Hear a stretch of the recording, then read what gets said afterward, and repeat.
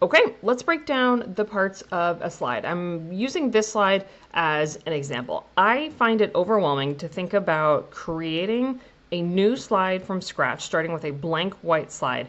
I think it's more helpful to think about what are the parts that every slide needs, because then it's more going down the list and checking off the box and making sure you have those key parts and that all the parts are playing their role rather than thinking about how do I fill all this white space. So let's take this slide as an example and break down the different parts that we see. The first thing that we see here is a clear title and subtitle in the slide. The title has a really important job to play because it should sum up the slide and the key takeaways. Your audience is going to look at the title and the subtitle first before anything on the slide. So because of that, it should give the audience every bit of context that they need in order to understand the slide and the data that you are about to show them. So the title and the subtitle should answer the so what or key takeaway of the slide. Think about if you had to sum up the takeaway of the slide in one sentence. If I asked you, hey, what do you want your audience to actually get out of this slide? And you might say something like, well, costs have gone way up and I want people to see that trend. Or we really need to get approval on this one project today or else we're not going to make the timeline. Whatever that takeaway is, have some version of that in your slide title because that's what we want our audience to understand. We want them to get that takeaway. So we have a clear title and a subtitle up top.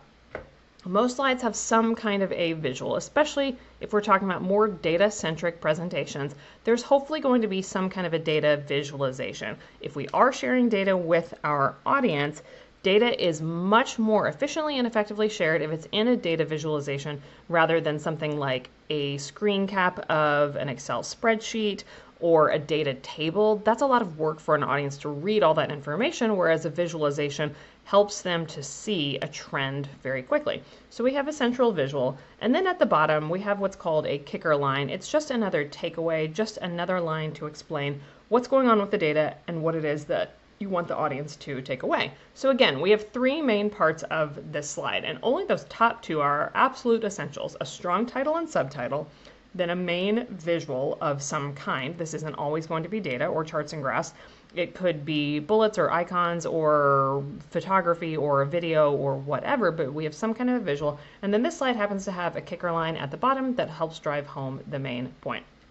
So again, this is the three parts of a slide. I think that this is a lot more helpful and easier to digest when you just think, okay, what are the two main parts that I need? I need my title and my subtitle, and then I need some kind of a visual. That's more helpful to me to think about and a little bit less overwhelming as you're making a slide. So just to drive home what the roles are of these two pieces of any slide, your title and your subtitle, if you do have one, think about this as your headline. Think about a newspaper headline. A newspaper headline has all the information about the article, the biggest takeaways right in the headline. So if you only read the headline, you still get the most important information and takeaways about the article without even reading the article. The title and subtitle should function as your headline. Remember that your audience has not seen this information before.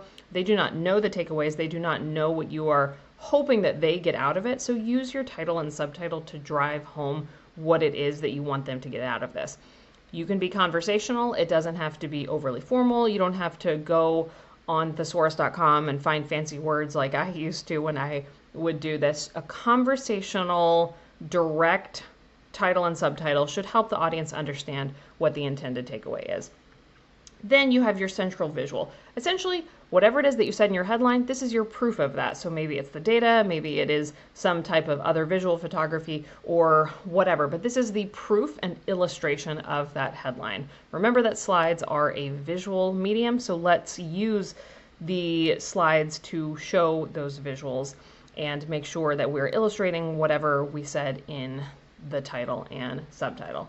The test that I always like to do with my slides is thinking about blocking off everything in the slide except the title and the subtitle, which we have done here. If you covered up all of your slide except for the title and the subtitle, could you understand the core message just from what is still visible? This is a great litmus test for you as you are getting slides ready to prepare. This does two things for you. One, it makes sure that your audience is going to understand the intended takeaways of the slide, but it also makes sure that you as the presenter and presentation creator, are crystal clear on what it is that you want them to get from that slide. If you don't know what you want them to get from that slide, or it's a lot of things that you want them to get from that slide, that's a great sign to you that you either need to bring a little bit more focus to the story, maybe divide your one slide up into a couple of different slides and ensure that you're telling a clear story. So just remember